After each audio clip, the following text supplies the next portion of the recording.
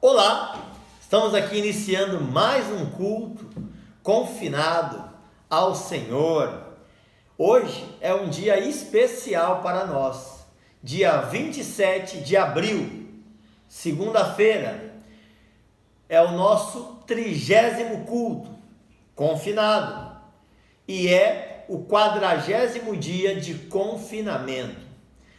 Hoje nós estamos completando a primeira quarentena de isolamento social. Você que chegou até aqui com uma rotina, com a mente focada e com Cristo no seu dia a dia, parabéns! Saiba que você está acima das grandes expectativas que saem na frente para lidar com este problema. Hoje, a própria Organização Mundial da Saúde reconhece que a fé ela é fundamental e uma das áreas reconhecida como influência positiva para que uma pessoa tenha uma qualidade de vida perfeita. O estado de saúde emocional está extremamente atrelado à sua saúde espiritual. E cada um de nós que depende do Senhor, das suas escrituras e da oração, continua vivendo debaixo desta proteção do Altíssimo para enfrentar a dificuldade, a pandemia e todos os demais desafios que vierem a cada um de nós. Hoje eu quero destacar uma família que tem feito o seu culto doméstico de modo participativo e de modo obediente às Escrituras. Quero destacar aqui a família do Mateus, nosso ministro de louvor, Sara, sua irmã, Gerson, o seu pai, e irmã Graça, a sua mãe. Estamos hoje orando também pela saúde da nossa irmã Graça. Não está se sentindo muito bem, está com a pressão um pouco alterada e está com um pouco de dor de cabeça. Vamos orar por isso também. Quero destacar ainda mais uma família que tem buscado ao Senhor em oração e procurado fazer o seu culto doméstico. É a nossa querida irmã Zulmira. A nossa irmã Zulmira está na foto com a sua filha Laiane e ela tem participado dos cultos domésticos, feito ali as suas orações e buscado ao Senhor nesse tempo de confinamento. Deus abençoe cada um. Nesse momento, eu vou te convidar para assistir um vídeo e logo depois eu trago um testemunho sobre esse vídeo. Veja a resposta de oração que o nosso Deus nos permitiu participar. Olá, tudo bom? Meu nome é Ricardo, para quem não me conhece. Eu gostaria de fazer alguns agradecimentos. Primeiramente a todas as igrejas e ciclos de orações. Agradecimento à minha família, todos os amigos que intercederam e se compareceram perante a minha dor. Eu estive internado, para as pessoas que sabem, 14 dias, onde 5 deles foi em coma, entubado. Depois mais 5 dias na UTI consciente e depois mais 4 dias no quarto de hospital. Eu fui curado do coronavírus. Essa vitória eu desejo exclusivamente a nosso Deus e dizer que Deus é maravilhoso. Ele tem agido na minha vida de todas as formas. Eu sou um evangélico de fé. E aonde eu não puder estar fisicamente, através desse vídeo, eu quero que vocês se sintam todos abraçados e agradecidos por mim. Que Deus abençoe a vida de cada um de vocês. Sucesso.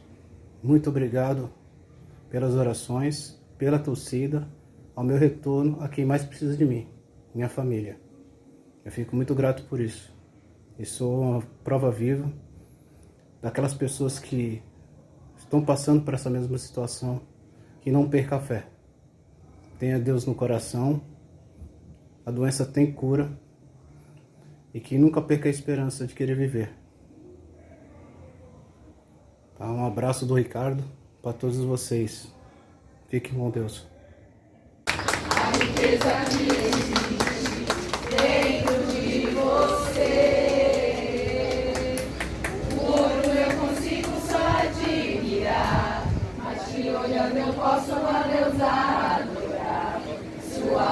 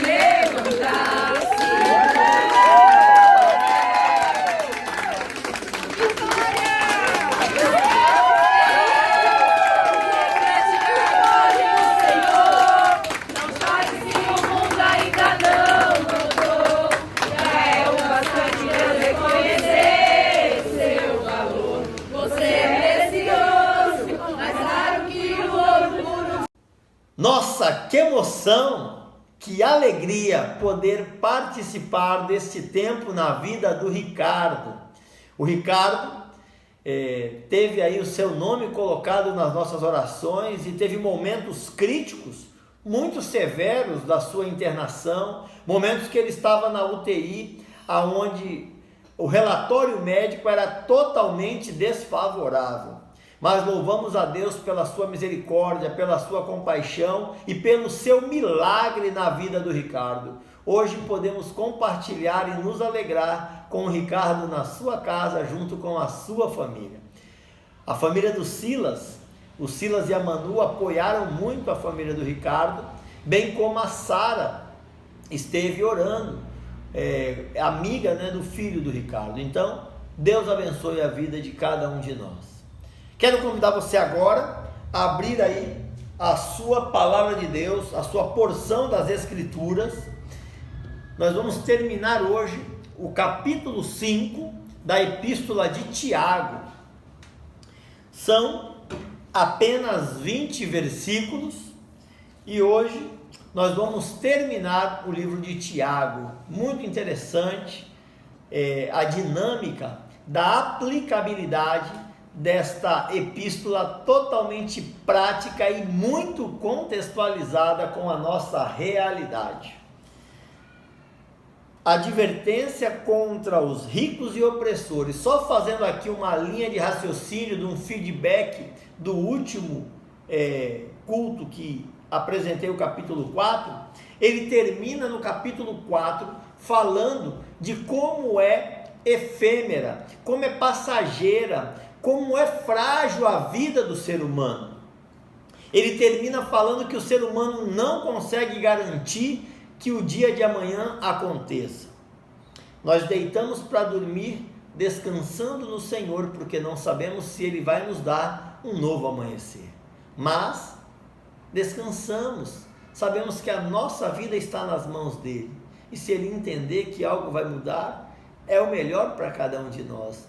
Esta esperança, esta convicção, esta compreensão, ela é dada por aqueles que têm a consciência de que Deus está no controle, cuidando dos seus filhos. Tiago, no capítulo 5, ele continua nesta mesma linha de raciocínio. E o verso 1 do capítulo 5 diz o seguinte: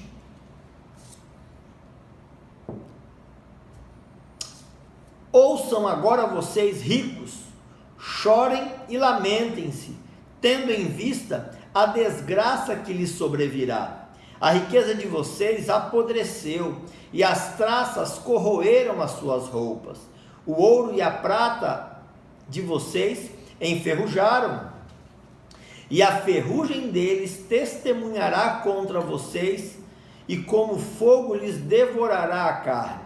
Vocês acumularam bens nesses últimos dias. Vejam o salário dos trabalhadores que ceifaram os seus campos e que vocês retiveram com fraude. Está clamando contra vocês, o lamento dos ceifeiros chegou aos ouvidos do Senhor dos Exércitos.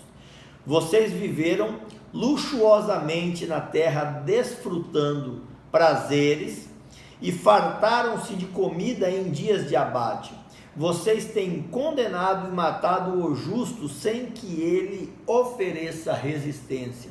Que palavra dura do capítulo 5. Olhando a grosso modo, parece que você ter riquezas é algo totalmente condenado. Será que é isso que Tiago está dizendo? Claro que não. Tiago está, na verdade, destacando aqueles que têm a riqueza como um padrão de vida e utiliza essa riqueza para oprimir as demais pessoas.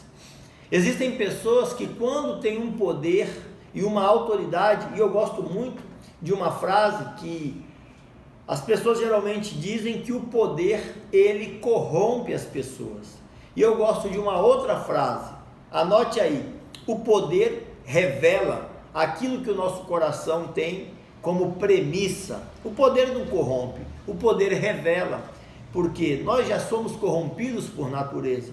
E se não tivermos Jesus mudando essa história, o poder apenas vai dar ênfase àquilo que já é mal, que é o meu coração, que é a minha humanidade, que é a minha natureza pecaminosa. Então, Tiago está destacando que o problema não é você ter os seus recursos e saber utilizar isso como uma ferramenta de vida. Existe um ditado que diz que o dinheiro é um péssimo senhor, mas é um ótimo servo. Você não pode ser escravo das suas finanças, você não pode ser escravo do seu dinheiro, você não pode ter medo nem dó de gastar, e também você não deve ostentar ou desperdiçar aquilo que você ganhou. É um equilíbrio, você precisa usar com sabedoria, com domínio próprio, e muito mais do que tudo, com generosidade, fraternidade, consciência de que as nossas finanças são também algo que Deus utiliza para manifestar o amor dele, não só na nossa vida, mas na vida de outros. A mordomia dos bens é uma área importante que todos nós devemos administrar, porque tudo que temos é para a glória de Deus.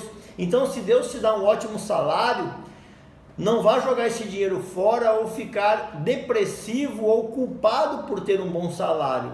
Antes de tudo, use esse salário para abençoar as demais pessoas, para cuidar dos outros, para saber administrar de modo a produzir vida por onde quer que você passe, e não para oprimir as pessoas. Tem pessoas que quando contrata outras ou quando está numa posição de chefia, ela quer mandar, humilhar, ela quer tripudiar em cima da outra porque ela está numa situação de poder. Isso é totalmente condenável. Ninguém deve se sentir melhor do que o outro por ter uma condição X ou Y.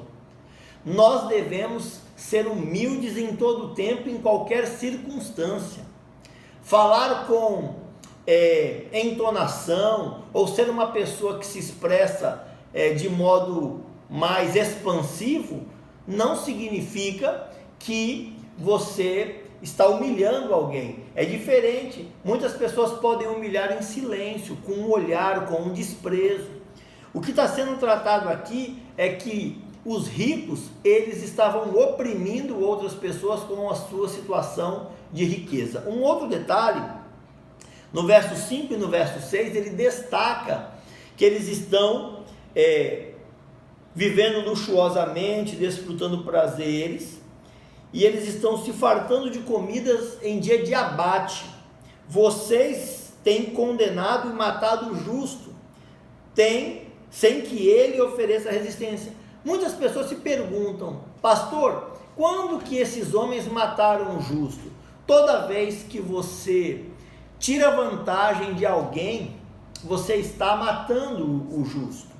É nesse sentido. Quantas vezes você pode pagar um salário bom para uma pessoa, só que aí você paga o mínimo possível, e você sabe que aquela pessoa está precisando, e você poderia, e ela está merecendo, ela tem se esforçado, ela trabalha bem, você está com aquele dinheiro sobrando, você poderia reconhecê-la melhor, mas você paga o mínimo. Isso é matar e utilizar as suas riquezas de modo opressor. Ali ele estava tratando uma classe de pessoas riquíssimas que pagavam o mínimo para os seus empregados, tiravam vantagem e faziam com que as pessoas vivessem quase numa escravidão. E nós não podemos fazer isso. Devemos viver a nossa vida com equilíbrio, administrando bem as finanças e sendo pessoas justas, que conseguem perceber a mão de Deus e a gratidão a Deus em tudo que tem, em tudo que faz, em tudo que vem às suas mãos. Ok? Verso 7. Portanto, irmãos, sejam pacientes até a vinda do Senhor. Veja como o agricultor aguarda que a terra produza a preciosa colheita, e como espera com paciência até virem as chuvas de outono e da primavera. Sejam também pacientes e fortaleçam o seu coração, pois a vinda do Senhor está próxima. Irmãos, não se queixem uns dos outros, para que não sejam julgados. o juiz está às portas. Parando aqui no verso 9, a importância de vivermos o dia de hoje na iminência de que Cristo pode vir amanhã. O Senhor, Ele não diz quando virá. Nesse momento de crise, de pandemia, muitas pessoas estão preocupadas com a volta de Jesus, preocupadas com alguns cumprimentos de profecias que a Bíblia narra. Então, é necessário às vezes acontecer alguma coisa para despertar o medo. O Senhor convida para que a gente viva na iminência do seu retorno hoje, agora, como se Ele viesse amanhã, e que nós vivamos em retidão, abandonando o pecado, vivendo em obediência e procurando aprender com as Escrituras hoje, agora, nesse momento. Não espere acontecer algo para você abandonar o seu pecado. Não espere acontecer algo para você mudar de atitude. Mude de atitude agora, hoje, a partir deste momento. E aí ele continua no verso 10. Irmãos, tenham os profetas que falaram em nome do Senhor como exemplo de paciência diante do sofrimento. Como vocês sabem, nós consideramos felizes aqueles que mostraram perseverança. Vocês ouviram falar sobre a perseverança de Jó e viram que o Senhor lhe proporcionou. O Senhor é cheio de compaixão e misericórdia. Sobretudo, meus irmãos, não jurem nem pelo céu, nem pela terra, nem por qualquer outra coisa. Seja o sim de vocês, sim, e o não, não, para que não caiam em condenação. Esse texto é muito interessante. Sim, sim, não, não. Quando eu disser a verdade para alguém, se a pessoa falar, eu não acredito, eu juro, não faça isso. Se a sua palavra não é suficiente para trazer a garantia necessária, descanse no Senhor. Você não tem que se autoafirmar. Um outro detalhe interessante, observe que as Escrituras elas são muito coerentes. Mais uma vez, ela usa a própria Escritura, a revelação, para trazer uma informação útil para nosso conhecimento. Ele está destacando que o sofrimento na vida de Jó, e olha que sofrimento, Jó no final de tudo foi recompensado, foi abençoado muito mais do que o início do seu momento de dificuldades. Então, a Bíblia pede para que a gente observe que ninguém que sofre com o Senhor sofre em vão. Ninguém que sofre com o Senhor sofre por falta de força, sofre por permissão. E você precisa aprender com a sua provação, ok? Você precisa aprender com a sua provação. Não murmure, não reclame, preste atenção que o Senhor está falando. Olha o que Deus está te ensinando. Será que você já repetiu na mesma série e ainda não aprendeu a matéria? Observe. Finalizando, nós vamos para a última parte do capítulo 5, do verso 13 ao verso 20, e essa parte também traz muita confusão. É uma parte interessante, é uma parte da unção. Preste atenção comigo. Entre vocês, há alguém que está sofrendo, que ele ore. Há alguém que se sente feliz, que ele cante louvores. Entre vocês há alguém que está doente, que ele mande chamar os presbíteros da igreja, para que estes orem sobre ele e o unjam com óleo, em nome do Senhor. A oração feita com fé curará o doente, o Senhor o levantará, e se houver cometido pecados, ele será perdoado. Portanto, confessem os seus pecados uns aos outros, e orem uns pelos outros, para serem curados. A oração de um justo é poderosa e eficaz. Eu vou dar uma paradinha aí no verso 16 e vamos trabalhar 2 pontos aqui. Primeiro, a oração ela é sempre importante e necessária, independente do seu estado de emoção. Orar é comunhão e deve ser exercitado sem hesitação. Segundo ponto, você precisa entender essa ideia da unção. Algumas pessoas me perguntam, pastor, eu preciso orar a pessoa para que ela seja curada. É aí que está o grande problema. o poder da oração não está em nenhum elemento humano. A oração, ela tem a presença do Espírito Santo, ela tem a permissão de um Deus soberano. Jesus é o elemento mais importante da nossa história, das nossas vidas. Eu não preciso de um óleo específico, eu não preciso de um remédio X ou Y que seja maior do que Jesus. Eu não estou dizendo que você não deva tomar a medicação, eu não estou dizendo que você não deva fazer o seu tratamento, mas eu estou dizendo que a sua convicção, ela não está no remédio, a sua convicção, ela não está no médico. Isso não te hesita de procurar e de fazer o tratamento fitoterápico, medicamentoso, não é nada disso. Você vai fazer a sua medicação. Olha só, minha mãe, ela assiste nossos cultos e ela falou: filho, eu acho que você está com a garganta muito sobrecarregada, então usa esse composto de mel e extrato de própolis, sabor gengibre. Olha que delícia, ó. Delícia, até me arrepiei. O negócio é bom para a garganta, mas é um pouco incômodo, mas é amor.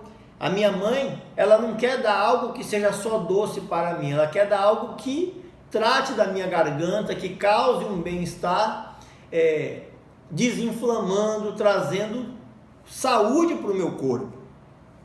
E eu preciso entender isso, meus irmãos. Essa questão da unção não é nenhum problema você usar o óleo para ungir alguém. O grande problema é que você precisa entender que o poder não está no óleo. E na situação aqui do povo judeu, o óleo fazia parte de diversas formas. Primeiro, que o óleo, ele era utilizado para cicatrização das feridas. Você observa que eles usavam o óleo como um anti-inflamatório, um unguento, e era uma prática deles. A segunda questão é que o óleo, ele representava ali também a presença do Espírito Santo, que é essa questão da unção. E a terceira questão é que o óleo, ele seria a manifestação material do seu amor e da sua fé. Nós temos aí, com o sacrifício de Jesus, né, todos esses elementos foram suprimidos. Por quê? Primeiro, Jesus, quando se sacrifica e ele ressuscita, o véu do templo se rasga. O Espírito Santo, ele não vinha como no Antigo Testamento só em momentos específicos. O Espírito Santo faz morada em nós.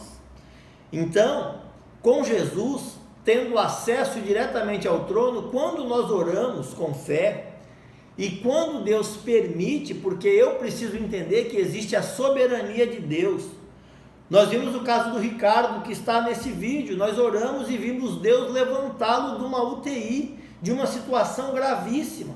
Mas Deus também é soberano e poderia tomar decisões diferentes daquela que nós pedimos. Isso não é porque Deus é mau, isso não é porque Deus não tem poder, isso não é porque é uma enfermidade maior do que é o poder de Deus. Não. Isso significa soberania do Senhor. E eu vou te falar uma outra frase do Richard: aonde Deus coloca um ponto final, não cabe a mim colocar um ponto de interrogação. Eu creio num Deus totalmente poderoso, eu creio num Deus ilimitado, totalmente capaz de fazer infinitamente mais do que pedimos ou pensamos. Eu creio num Deus que não tem limites, que é o Deus do impossível. Ele faz qualquer que seja aquilo que ele entender que é necessário.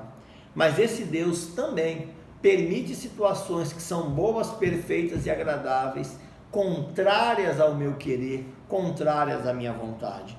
E eu preciso aceitar isso de modo soberano. Existe uma música que diz que se Deus fizer, Ele é Deus. E se não fizer, ele também é Deus. Ele tem o poder nas suas mãos.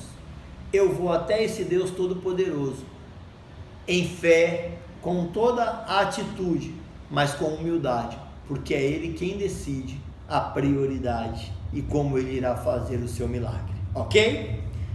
Um outro detalhe, estamos chegando ao final, tá? Este outro detalhe, confissão. Olha que interessante. Portanto, confessem os seus pecados uns aos outros e orem uns pelos outros para serem curados.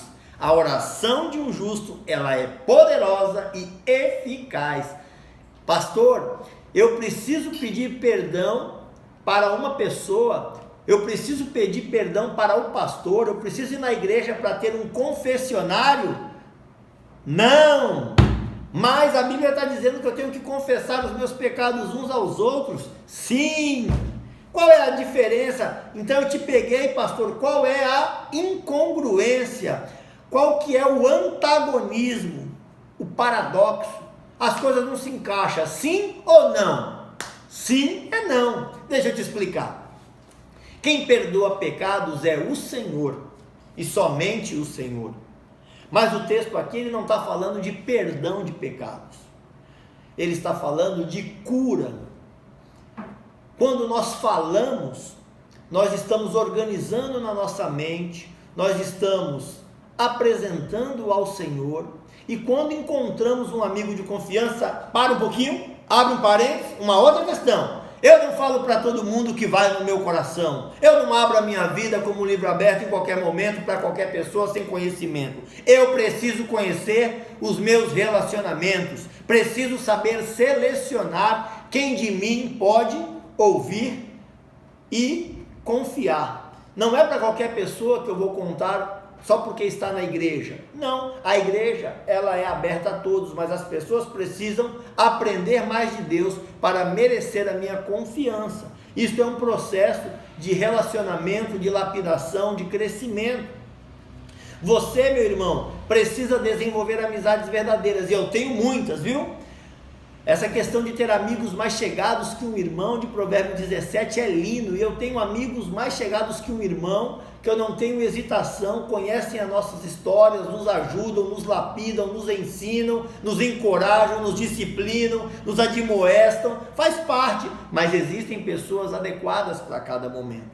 Você precisa saber ter esse discernimento. A partir daí, quando você escolhe uma pessoa de Deus, para você abrir o seu coração, para você contar os seus pecados, o Senhor começa um discipulado e começa a trabalhar no seu pecado, na sua dificuldade. Você vai se sentir melhor, mais leve e vai ter uma vida de qualidade. Nós somos pessoas relacionais, vivemos em comunhão, com amizade, faz parte da nossa realidade.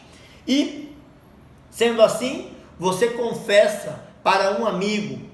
Eu, como pastor, escuto várias situações, várias histórias, vários pecados, e comigo entrou, morreu, não vou compartilhar com ninguém. É a questão da realidade, da fidelidade, da ética pastoral. Não me surpreendo com nada, não tem nada que a gente ache absurdo. Por quê? Porque o ser humano é capaz de cometer muitos pecados. Na humanidade, desde o princípio é assim, desde o pecado capital. Eu estou tentando ser breve, estou tentando terminar o mais rápido. Vamos lá. Então, você pede perdão dos seus pecados para Deus.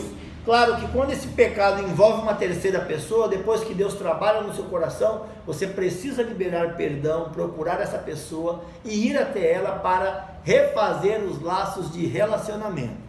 Então, perdão para Deus, quando envolve uma pessoa, você compartilha com ela também o seu pedido de perdão. E terceiro, você fala, exterioriza o seu pecado para amigos sinceros de confiança, que eles vão te ajudar a curar a sua alma, a sua dor, a sua emoção e o seu passado, ok?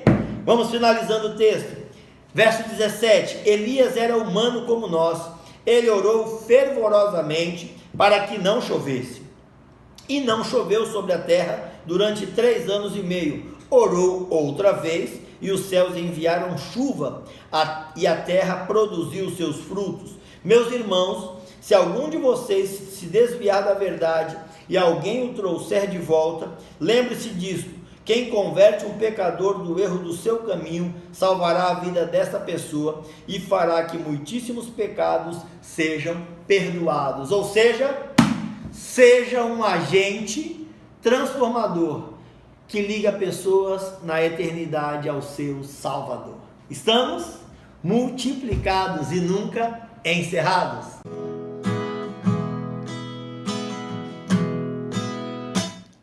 Os reinos se abalam, os povos se curvam, as bocas se abrem, as mãos se levantam para dizer que tu és o rei, para dizer que tu és o Senhor. Os reinos se abalam, os povos se curvam, as bocas se abrem, as mãos se levantam para dizer que tu és o rei, para dizer que tu és o Senhor, para dizer que tu és o rei, para dizer que tu és o Senhor.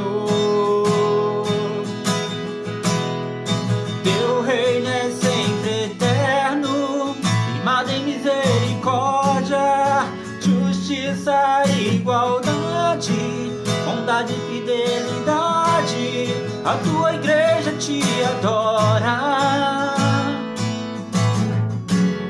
a tua igreja te adora,